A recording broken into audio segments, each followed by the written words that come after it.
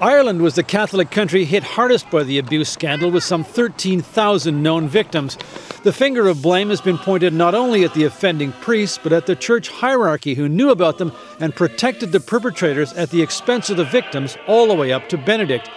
In his letter, Benedict admitted that the cause of the problem was a tendency to, quote, a misplaced concern for the church and avoidance of scandal.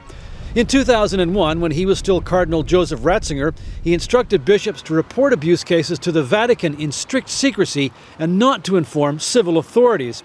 In his pastoral letter, Pope Benedict said offending priests brought shame and dishonor to the church and must answer for their sinful and criminal acts before God and before properly constituted tribunals, an apparent reference to civil courts. Victims of abuse characterize the Vatican's handling of a crisis that has assumed global proportions as denial and deceit, and it will take more than a pastoral letter to repair the damage. In an apparent reference to the need for reform at all levels, the Pope said many factors had contributed to the problem, including insufficient moral and spiritual formation in seminaries.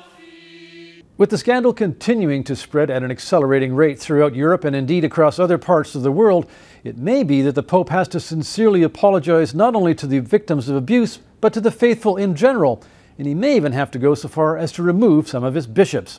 Alan Pizzey, CBS News, London.